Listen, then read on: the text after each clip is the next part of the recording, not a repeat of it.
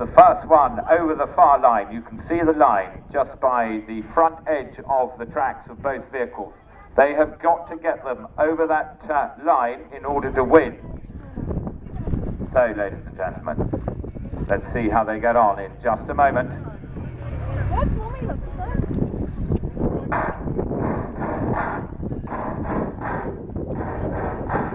Buddy, you're a boy, make a big noise, playing in the street, gonna be a big man someday. You got mud on your face, you big disgrace, kicking your can all over the place, singing, we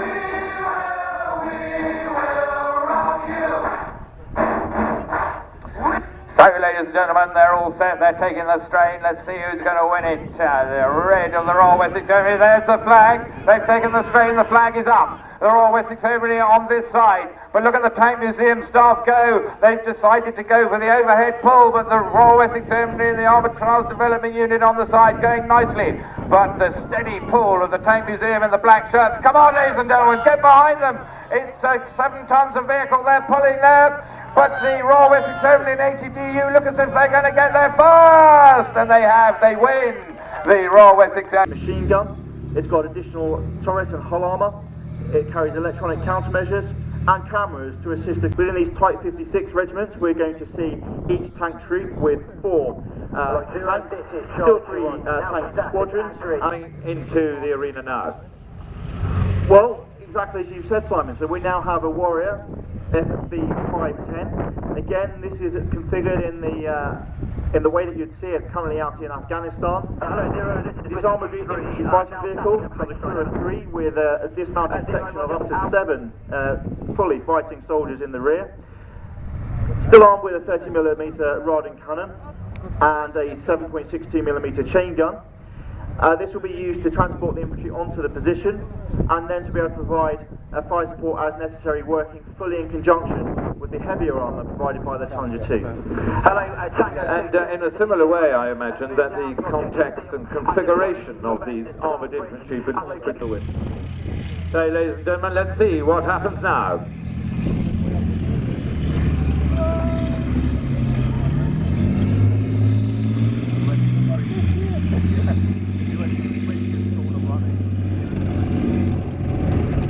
So the infantry have secured and supported the leading call sign, and they've called forward the bridging equipment coming into the arena now.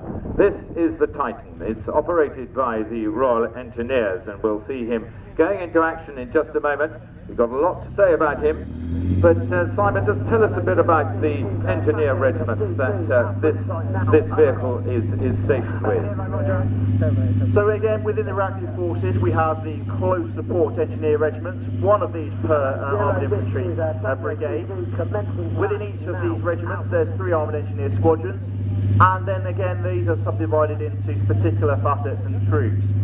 Each troop having 3 of these Titans, and also 3 Trojans, which are used as a complex obstacle crossing armoured vehicles. And I'm told there are 2 different types of bridges. We can see the one being launched now is the number 12 bridge, or they can do a number 10 bridge. What's the difference between them? Well, that's right, Simon. So the one you can see here is a number 12 bridge, which is capable of spanning 12 metres. This vehicle is capable of carrying 2 of these bridges. But in addition, to cross larger gaps, they would use a number 10 bridge, and this is capable of spanning 24.5 metres. And it does this by way of a scissor action to increase the length of span that it can do. You'll note that it's actually a relatively quick process. Clearly laying a number 10 bridge is faster than a number 10, but both can still be achieved very quickly. So we've just seen this vehicle come into action, and of course the question the crowd will be asking is that who's providing the support while this process goes on?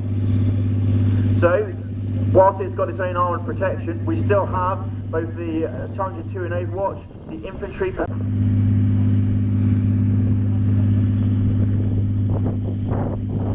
Challenger 1.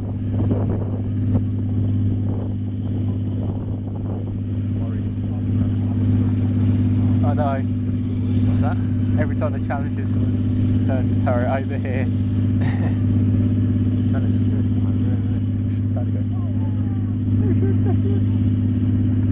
So, ladies and gentlemen, we can see the Titan there. He's just completing his procedures and he'll reverse off shortly and will prepare for what's going to come next. And Simon, could you just explain now the importance of the next vehicle that we're about to see? That is required from any assets breaking down or falling off the bridge. So what sort of units have the craft, Simon? Well, each of the armoured squadrons will have 2 of these crafts to support them. But basically they can then split when the squadron splits into half squadron groups.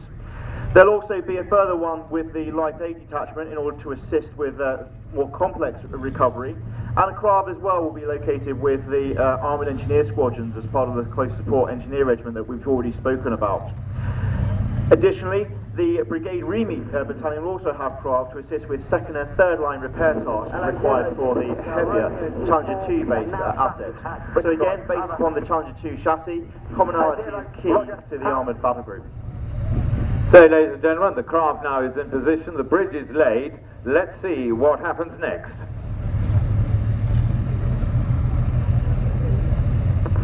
Hello, Whiskey 23, this is 0.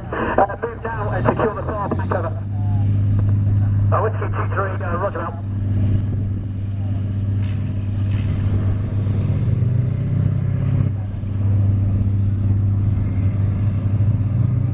So, ladies and gentlemen, the orders have been given. Here is the Warrior coming forward to cross the bridge. In this instance, in this circumstance, the Warrior cannot cross the bridge that's been laid. The reason for that is that this bridge is designed to cross a gap, and where the ground is uneven in the way that it's been laid, it would damage the bridge. So, Simon, just give us a clue of what we will see next. So now that we've got everything sorted out on the home bank, we're going to exploit across to the far bank of the crossing, and we're going to look to secure that from any enemy infiltration, to protect the crossing, so we can get the rest of the battle group through, this MSR secure and objective still open for future operations. But of course today we haven't really got enough room to fit in all the Warrior, but how many such vehicles and how many men would we see in such an operation? So normally this would be a full company operation out securing the far bank. You can see now the dismounts out of the back of the vehicle, getting themselves down ready to provide protection to any future enemy infiltration. So we might see a company coming forward. So how many Warrior would that be? Just remind the public. So each armoured infantry company has 14 of fighting warriors, and then their support elements as well, some of which you can see over in the static display area. Thank you, Simon. So now we're going to see what happens next here in this context. Stand by.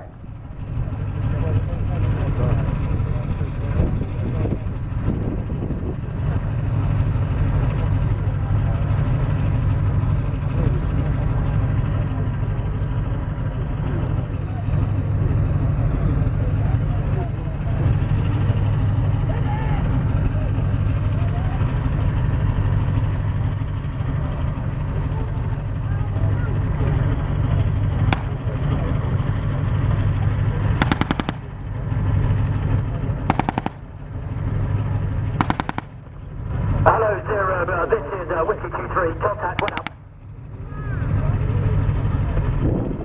Hello, Charlie 21, this is 012. One time, 59, C at grid, 831, 883. That's grid, 831, 883. Have you got target, over? Please go to it.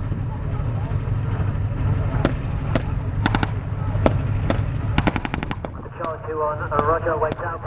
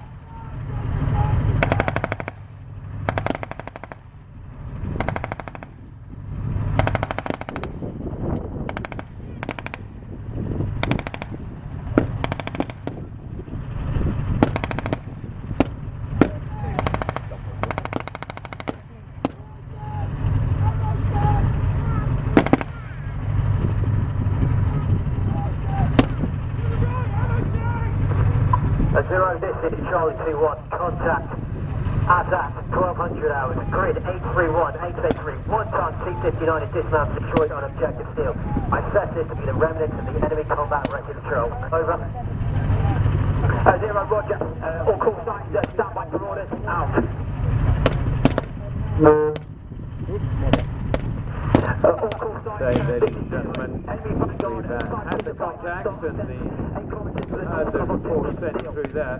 Simon, now what's going to happen now in this sort of situation? Well, now that the audio that's passed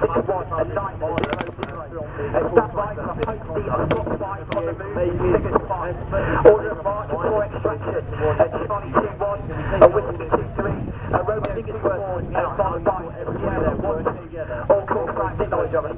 dismount, providing support to the protection, so the armour can move around. The armour moving on to engage a target that was handed off to it by the reconnaissance asset. And that's the real strength of the modern armoured infantry brigade and battle group. So, ladies and gentlemen, we've got a situation here, and a decision has got to be made by the battle group commander. Let's hear what he does next. 23, Charlie 21, be where you are in my path for extraction. Over.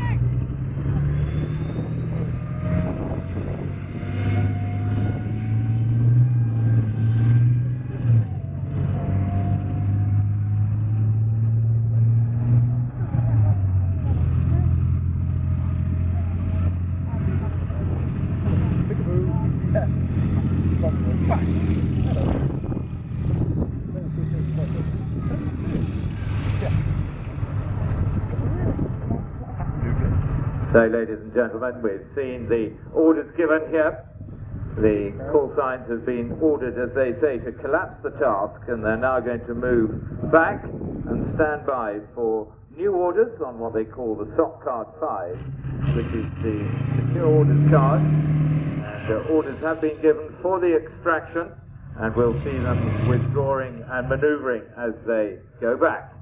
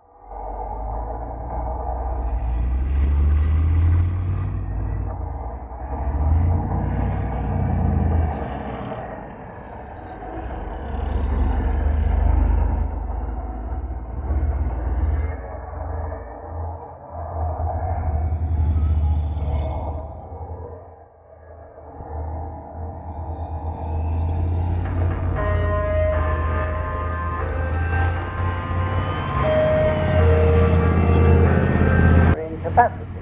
But that's a lot more than any existing ATC carry. They didn't expect a great deal of comfort if those things were packed in side by side, but certainly in the south you could take 10 men. And they were glad of it to set them marching everywhere. But say a tank with a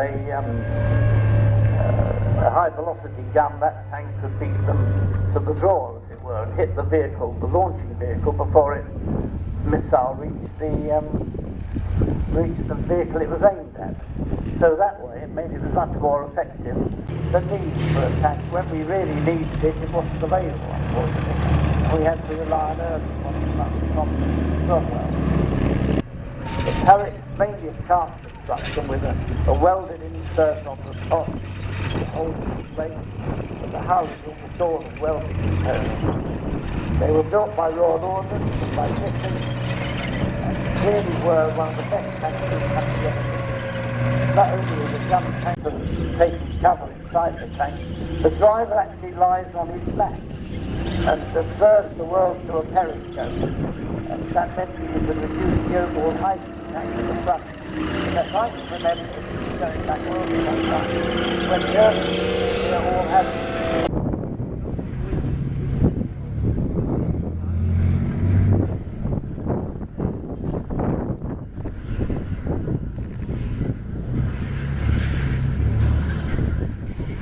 He's lining up to take the bridge now. So it's as we can, I think. Nobody wants to fall off that. It's pretty embarrassing. There he is.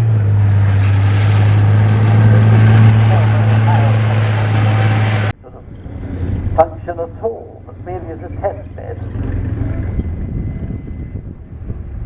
And we were quite lucky to get this in going order. Most of the time, the rig and the tank, they had it. And make sure they don't run for the sun.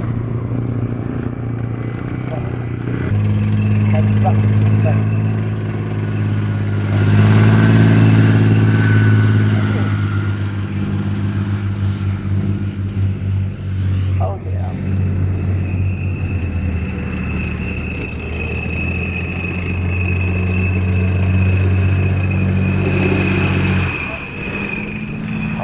Well, I'm told, and I'm not supposed to tell you this at all, that the other vehicle in the arena, the Swedish Centurion, has broken down and will have to be towed out later. So you've got something to look forward to. That will get water with the track, I suppose. And it's actually a Centurion that was given to us by the Swedish Army, which has been so updated in size it's almost unrecognisable. But it still shows that the basic package of the Centurion good for a lot longer life. People have allowed it to have new engines, new suspension and the other things. The Israelis have done more saying that they have reversions of it, all sorts of others. But self-propelled guns, they were all the something before. One of the few types taken into British service. The British Army used the M110, the 18 carriage, the shorter version, during the Gulf War, the first Gulf War. Very, very effective. Highly reliable.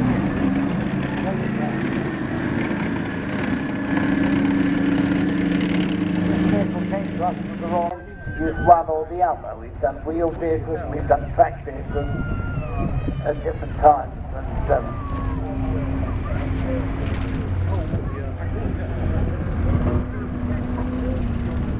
there we are, there's the BRDM2 going on first, followed by the PCR60.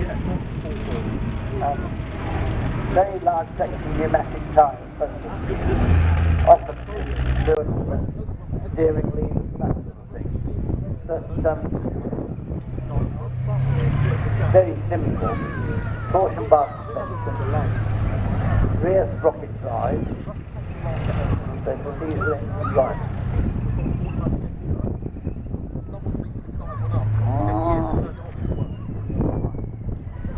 Yeah, they got that.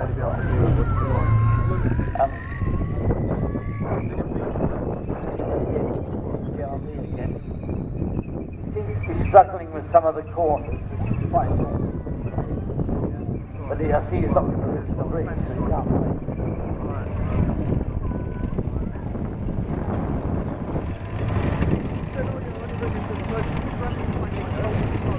We won't see many. The tanks are fairly common, I think there's a lot of them about, but vehicles like the ACR, you literally won't see them anywhere else. It amazes me that we've still got one that works, to be quite honest with you, still.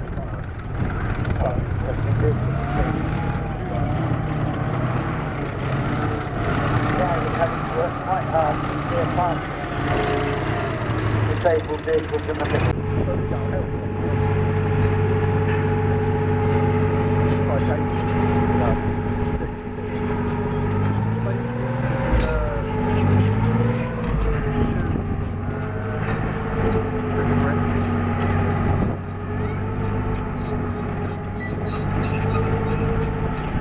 Had a bigger gun and been heavily adapted.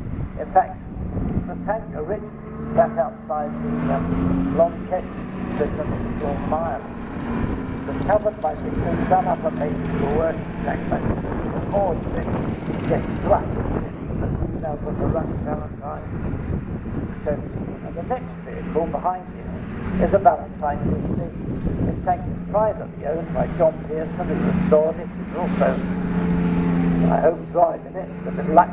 The DD tanks were an idea of a Hungarian gentleman called Nicholas Southland, and the idea was that the tank would surround itself with a canvas screen, and that screen would be raised when the tank wanted to float. It had propeller at the back to drive it in the water.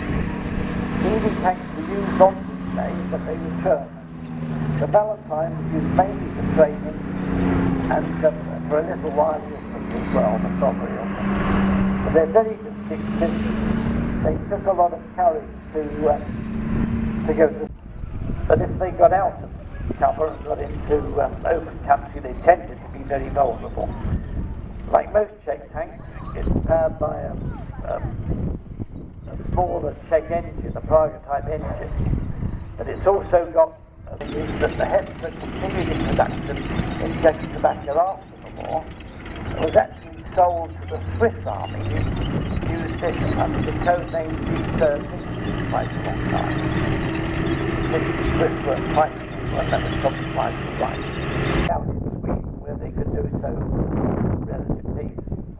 The tank's quite interesting. It has a very effective suspension, powered by a Scania 6-cylinder engine. And not only does it have a turret with a gun in it offset to one side, but it has twin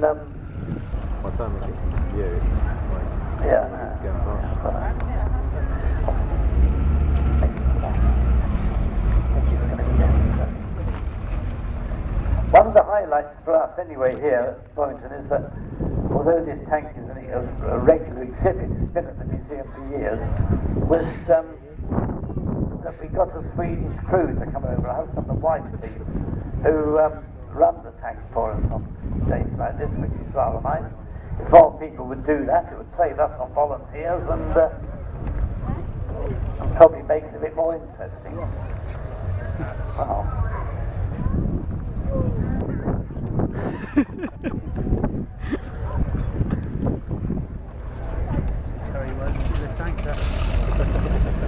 No, it seems it's going again. Oh, look, yeah. But it seems to be limping off the track, which suggests that it would rather get out the way and let the three-man turret. That's the only example I can show you of a tank where they were able to ungun it and put in an extra man at the same and use 50%. You know, it was sold the tank to the Russian country from the fall when they done prototypes with various other tanks. T-34 was probably the finest that ultimately do your lot of good. That's the type of thing that the Navy has the whole time. Oddly enough, most of the German half-tracks, including this one, didn't have a driven front axle. So they're really tracked vehicles with an ancillary set of wheels at the front, as distinct from a half-track proper, which should have a driven front axle and the tracks at the back. It's being followed by a little Kubelwagen. Now the Kubelwagen, you could say, was effectively the German Jeep. But unlike the Jeep, it doesn't have four-wheel drive. It's got the Volkswagen 4-cylinder engine in the back, and just ordinary 4x2 layout. But they were used extensively by the German army in all periods of war, terribly light, highly mobile, and seemed to be quite successful.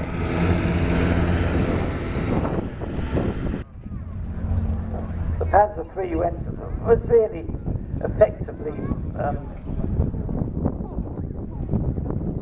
sort of finished with by 1944, but they carried on until the end of the war in service in many countries. Better bullet deflection and the square ones that you see on some others.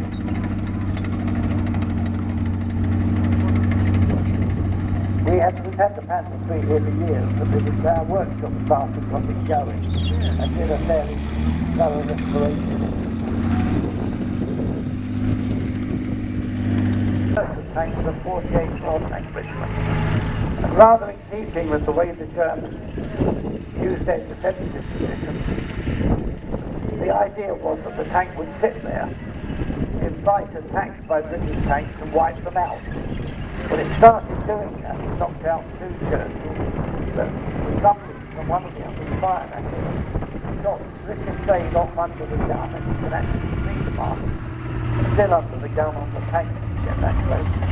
It got ricocheted from the barrel of the gun and went down through the top of the deck of the tank. Generally speaking, simply can't put thick armour everywhere. A tank like the Tiger has 102mm plates on the front and 82mm plates on the side and back, but down to 26mm on the horizontal side. And that means that it can't just strike it with the horizontal, but anything that really stays off or does what that round will do some damage to the upper face of the plate.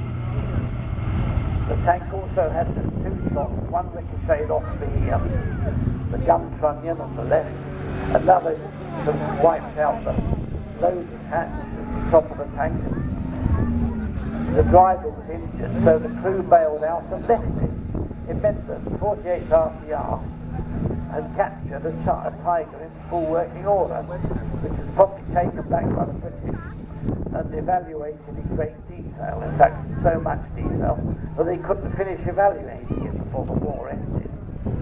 And it was a very impressive vehicle.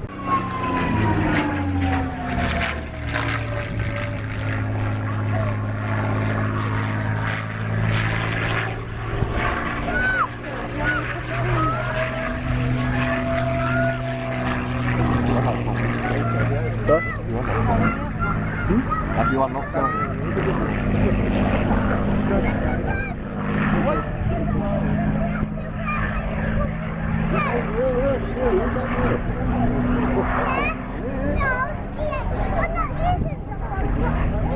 Fight the bombs and I'll have to play with the tanks and explore them.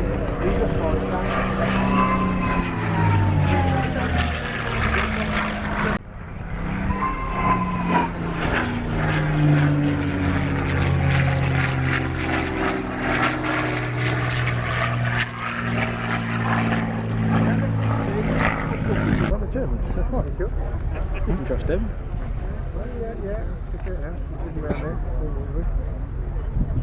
Around there.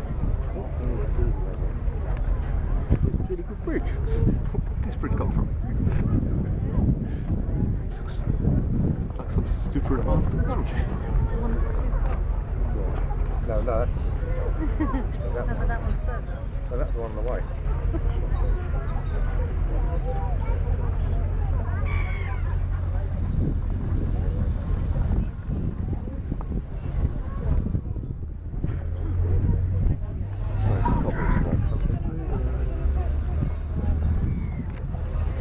Again, up for example.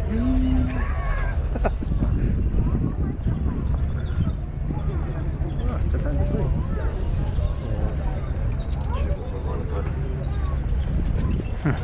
Arms aching. What's this metal range? Yeah, just the Tiger starts in fact, when it's on the bridge, it just slams it and they both disappear. What the...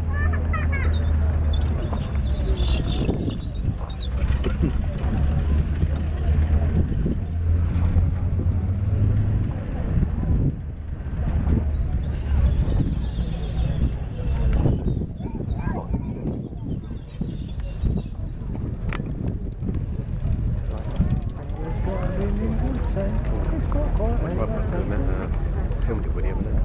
Huh? That's what you're doing.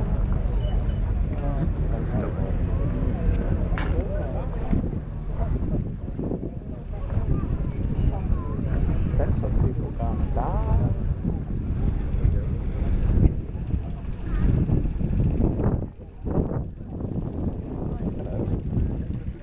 Look like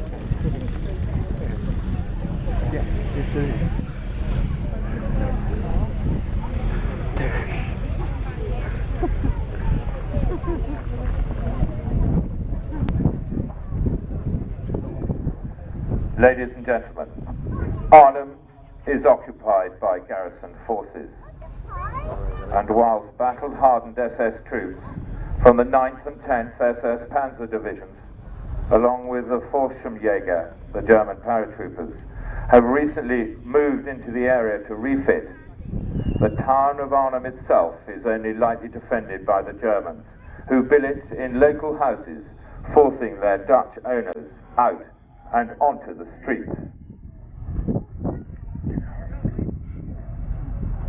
Ladies and gentlemen, we now move on to Leopoldsburg, on the Dutch-Belgian border, where General Horrocks is about to brief 30 Corps.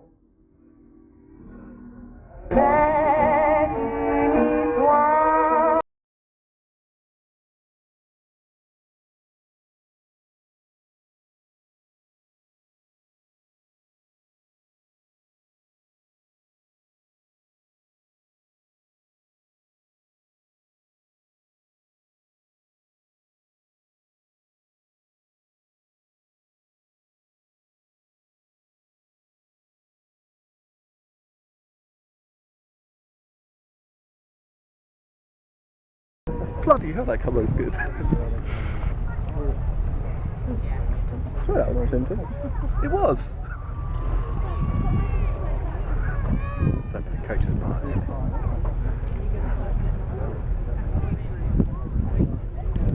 Gentlemen, this is a story that you will tell your grandchildren, and mightily proud they'll be. The plan is called Operation Market Guard. Market is the airborne element, at position on the Belgian border here. Tomorrow, 3 airborne divisions will begin landing in Holland. 35,000 men taking off from 24 airfields in troop-carrying planes or towed in glide. The American 101st here, around Eindhoven. The American 82nd here, south of Nijmegen, and our own 1st Airborne Boys and the Polish Brigade here at Arnhem. 64 miles behind enemy lines. Now their job is to take and hold all the bridges in these 3 years. Our job is to hold through the German front line here, and then ride like hell up this road, linking up with each airborne division on the way. You actually got it? Yeah. Speed is the vital factor. Yeah. The plan is to reach Eindhoven in 2 to 3 hours and Arnhem in 2 to 3 days. That, gentlemen, is the prize. The bridge over the Rhine. The last bridge between us and Germany. Kickoff will be 14:35 hours tomorrow afternoon. Now, maintaining the speed of our advance will no doubt be tough going, as it's a single highway. But no matter what, must reach those 1st Airborne Boys in 48 hours. Now, gentlemen, I'm not saying that this will be the easiest part that we've ever attended, but I still wouldn't miss it for the world. Everything with invasion stripes looks nice. I like to think of this Everything's better with invasion as stripes. one of those American Western films. You what? Might get some of these. The paratroops, lacking substantial equipment, always short of food, Please pay me. these are the besieged homesteaders. The Germans will naturally, they're the bad guys. And 30 Corps, we, my friends, are the cavalry on the way to the rescue. You gotta do it. Back yourself. That's kind of great. Here you go.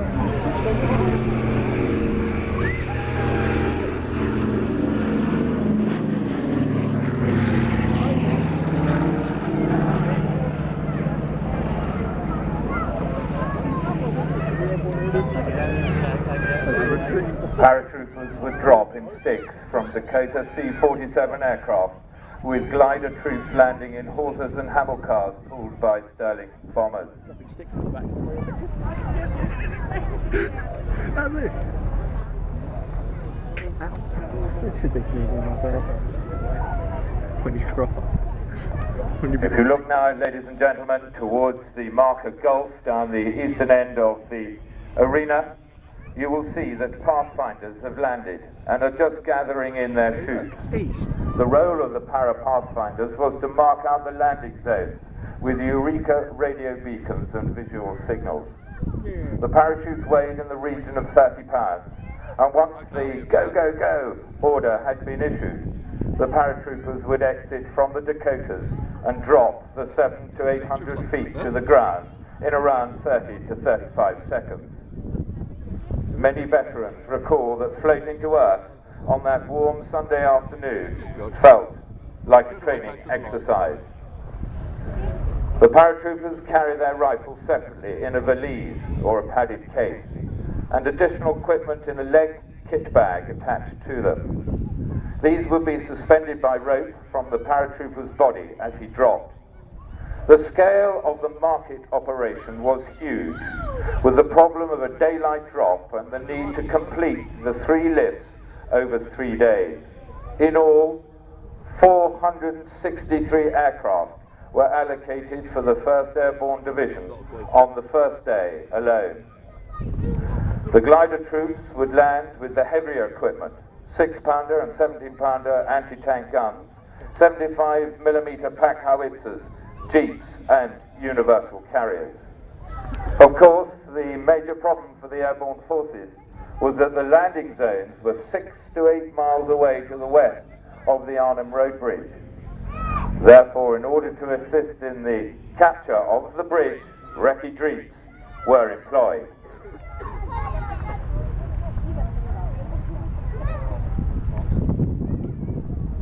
Into view now. Driving into the arena, you can see the recce jeeps of Major Freddie Goff's Airborne Reconnaissance Squadron. Equipped with armed jeeps, their objective was to drive direct to the Arnhem Road Bridge. Expecting little in the way of opposition, the recce jeeps set off to their objective, only to find themselves halted by German troops in a deadly ambush at Wolfheze.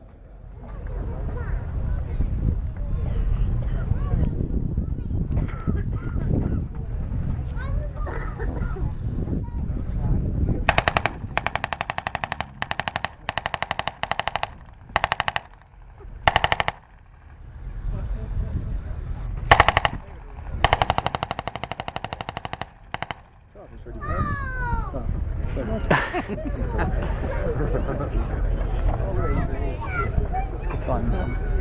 you. The recce squadron's attempt to reach the bridge had been stopped.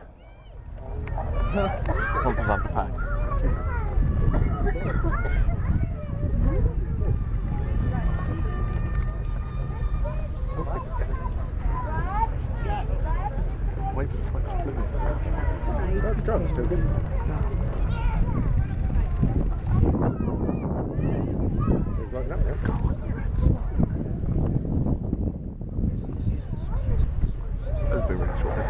The origins of Colonel Frost's rallying call date back to Baghdad in 1941, when he was presented with a hunting horn for being a member of the Baghdad Hunt. Leading from the front, Colonel Frost's force consisted of the 2nd Battalion, the Parachute Regiment, and men from the Royal Army Service Corps, the Royal Signals, the Royal Engineers, and Headquarters 1st Airborne Brigade. They were to reach their objective by following Route Lion and take and hold the Arnhem Road Bridge, setting up defensive positions.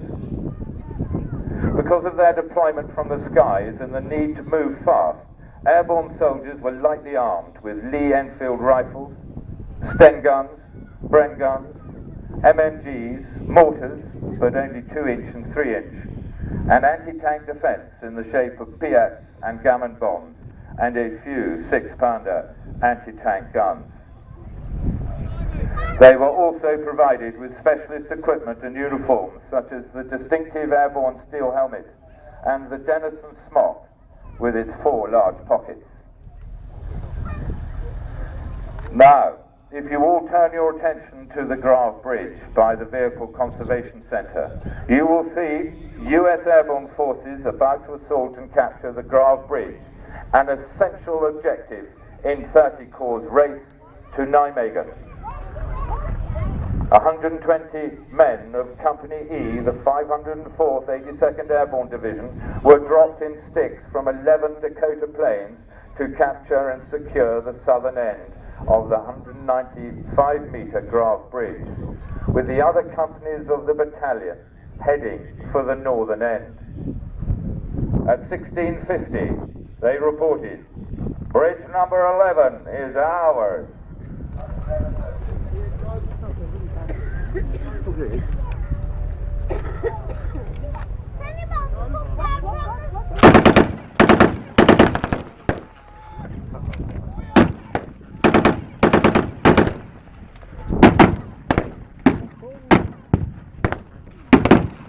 Come on, mate.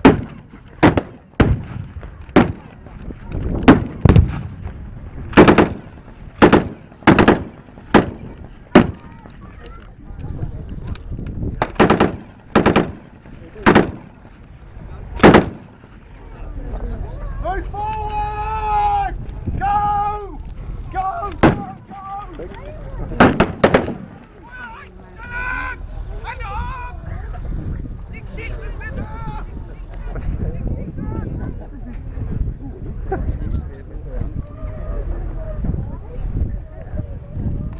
I take the MP40 off him. I want to take the MP40 off him either.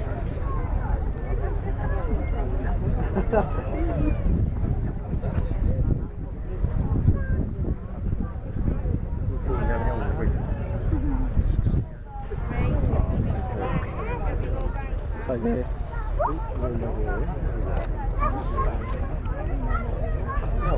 30 Corps are on their way. Where's my brush now?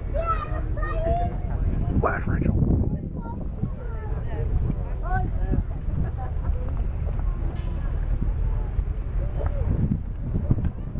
DHL something nice.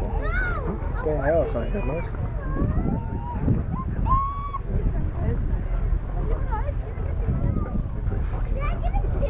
They're getting away.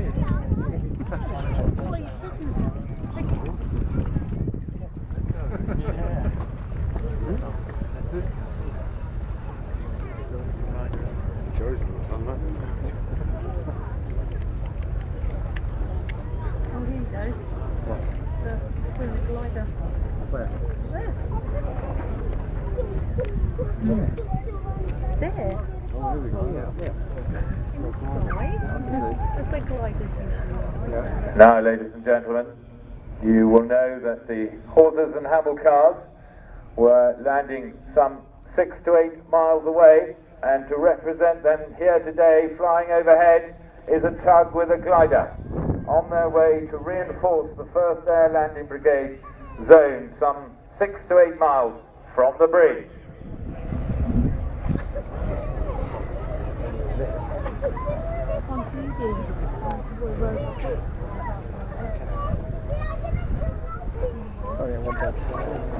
Now, earlier on, we saw the arrival of Colonel Frost's force at the bridge, and the situation is that only approximately 740 men are holding the northern end of this bridge, arrayed in the various houses and cellars, and that they are currently surrounded and being attacked. Launching a rather reckless attack across the bridge is Hauptsturmführer Grabner of the 9th SS Auf Clarence Recce Battalion. Oh,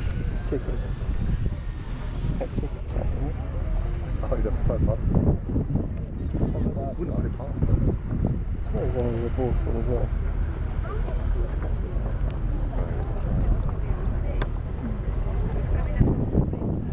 Mad territory, son. Don't eat that. I got a dog which drops in small. Hello.